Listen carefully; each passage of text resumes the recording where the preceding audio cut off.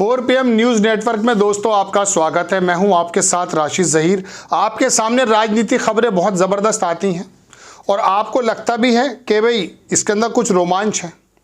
मायावती की खबर भी आपके कानों में पड़ गई होगी लगभग कि किस प्रकार से उनके एक सांसद ने बयान दिया है कि आखिरकार मायावती जी जो हैं वो गठबंधन के साथ में उनको PM चेहरा या बिना उसके काम बन नहीं पाएगा।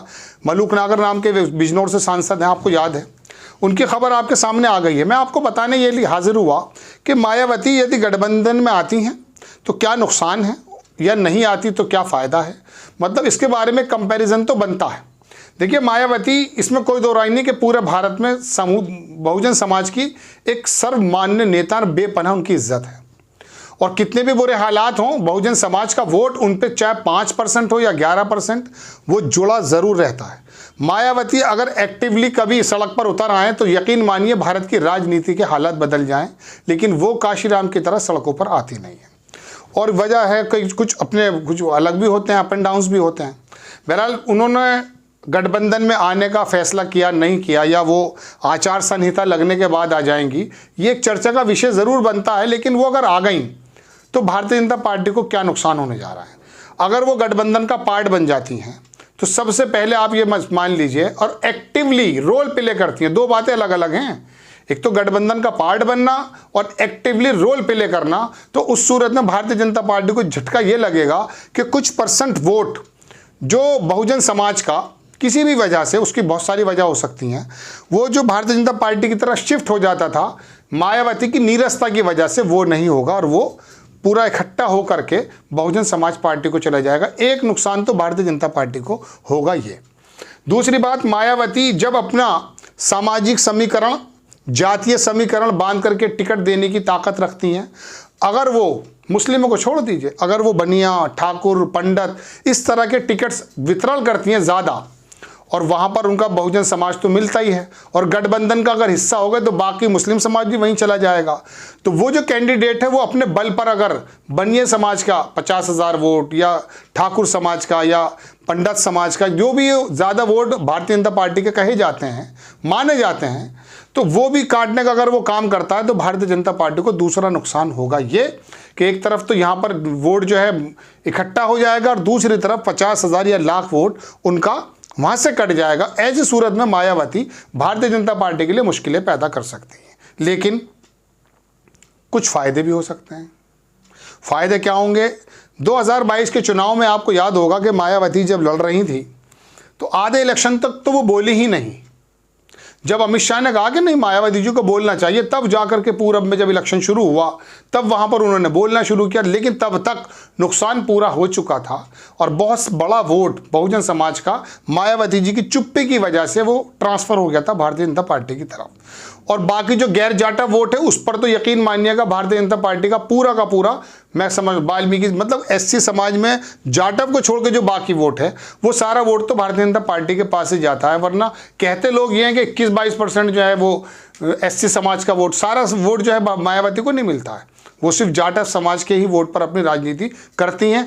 जब कैंडिडेट खड़ा हो जाए बात दीगर है। तो ऐसे समय में अगर मायावती जी गठबंधन में तो आई, लेकिन अगर बोली नहीं, एक्टिवली रोल प्ले नहीं किया, ऐसे कैंडिडेट खड़ा कर दिए कि मुस्लिमों के या उनका बंटवारा हो जाए, या फिर ऐसा हो जाए कि उनका कैंडिडेट ही थोड़ा नीरस होकर लड़ने लगे, तो ऐसी सूरत में भारतीय जनता पार्टी को फ़ायदा होने की ज़्यादा उम्मीद है। अब आ जाते ये है कि अगर वो नहीं आती हैं गठबंधन में तो फिर क्या होगा। गठबंधन में अगर नहीं आती तो पहली बात ये सुन लीजिएगा कि जो गठबंधन में नहीं आएगा 2024 के बाद नज़र नहीं आएगा।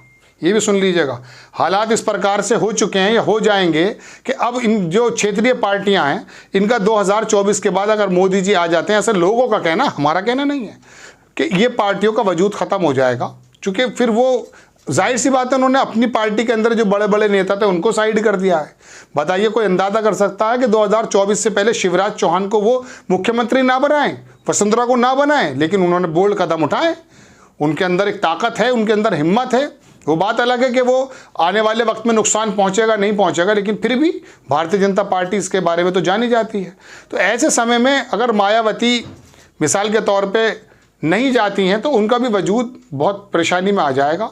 लेकिन अगर वो भारतीय जनता पार्टी के खिलाफ भी नहीं जाती हैं, गठबंधन के खिलाफ भी नहीं जाती हैं और अपना इंडिपेंडेंट लड़ती हैं और उसके अंदर वो एक्टिवली रोल करती हैं। देखिए ये रोल तो मैंने बताया उनको कि वो नहीं गई लेकिन इलेक्शन लड़ लिया, लेकिन अगर वो एक्टिवली रोल अदा करती हैं तो आप यकीन मानिए फिर भी भारतीय जनता पार्टी को नुकसान होने जा रहा है।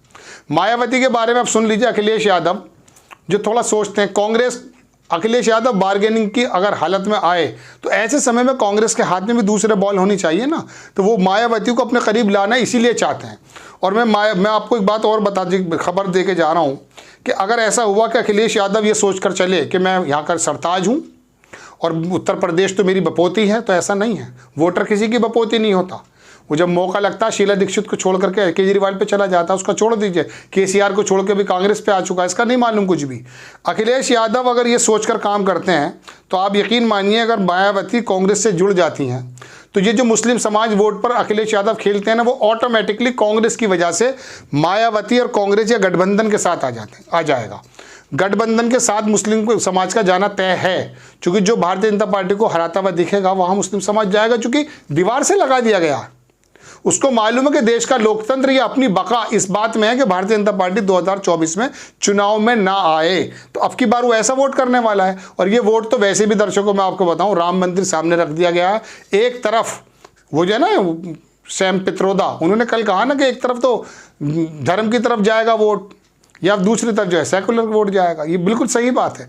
तो ये एक समीकरण है कि अखिलेश यादव अगर बार्गेनिंग करके या किसी तरीके से ये सोचते हैं कि नहीं मैं ही सर्वे सर्वा हूँ और वो समझौता नहीं करते हैं और मायावती के साथ अगर कांग्रेस जुड़ जाती है तो आप यकीन मानिए फिर उत्तर प्रदेश में सबसे बड़ा नुकसान न भारतीय जनता पार्टी को होगा, न कांग्रेस को होगा, न बसपा को होगा, सबसे बड़ा नुकसान अखिलेश यादव को होने जा रहा है।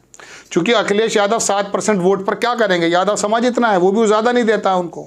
तो ये मायावती का ऐसा फैक्टर है कि अगर गठबंधन में आ जाते हैं एक्टिवली रोल प्ले करती हैं। याद रखिएगा, ऐसा नहीं है कि यहाँ करके भारतीय जनता पार्टी के लिए राह आसान कर दें, इस पर भी नज़र रखनी पड़ेगी गठबंधन के लोगों को। लेकिन मायावती गठबंधन में आकर एक्टिवली अगर रोल अदा करती हैं तो यकीन मानिए एससी समाज और थोड़ा सा ओबीसी समाज अगर अखिलेश यादव साध लेते हैं कुछ नेताओं को लेके, उधर कांग्रेस थोड़ा बहुत 2-3-5% वोट भी अगर अपर समाज का लेकर आ जाती, जो आएगा नहीं, और मुस्लिम समाज तो आ ही जाएगा, तो ये एक अच्छा कंटेस्ट हो सकता है। तो मायावती की तरफ से 3-4 बातें थी मुझे आपके सामने रखनी थी कि अगर गठबंधन में आती हैं तब क्या फ़ायदा है, गठबंधन से अलग लड़ती हैं तब क्या फ़ायदा है।